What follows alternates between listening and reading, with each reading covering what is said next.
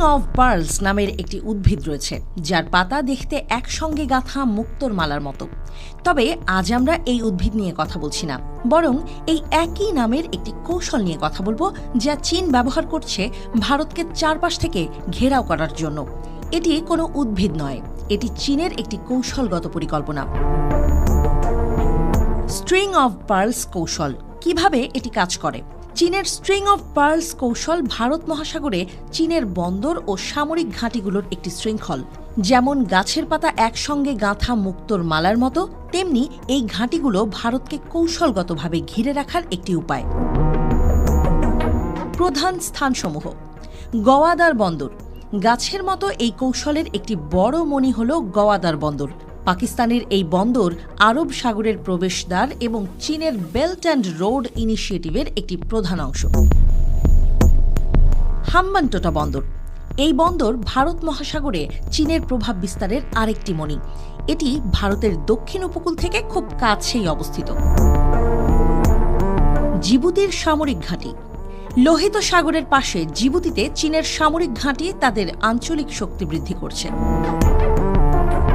Cocoa দ্বীপপুঞ্জ।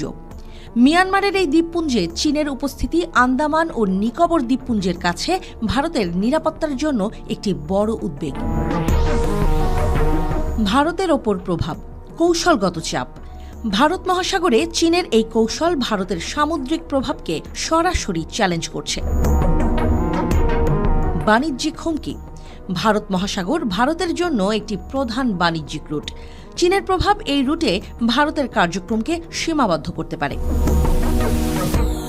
সামরিক challenge.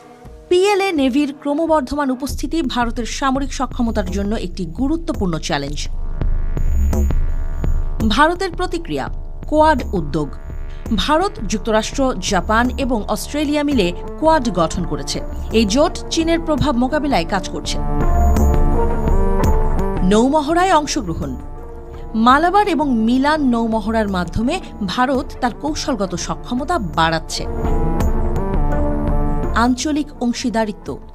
Bharat তার প্রতিবেশী দেশগুলোর সঙ্গে কৌশলগত অংশীদারিত্ব জোরদার করছে। অভ্যন্তরীণ উন্নয়ন। নৌবাহিনী আধুনিকীকরণ এবং নতুন প্রযুক্তি যুক্ত করে ভারত তার প্রতিরক্ষা ব্যবস্থা জোরদার করছে। যে গাছ মুক্তোর মালার মতো পাতা নিয়ে পরিচিত, সেই নামের একটি কৌশল আজ ভারতের জন্য বড় উদ্বেগ। চীনের স্ট্রিং অফ পার্লস কৌশল ভারত মহাসাগরে একটি নতুন কৌশলগত চাপ তৈরি করছে। ভারত কি এই চ্যালেঞ্জ মোকাবেলা করতে প্রস্তুত, নাকি ভবিষ্যতের ভূ রাজনীতি এই অঞ্চলে এক নতুন সমীকরণ তৈরি করবে?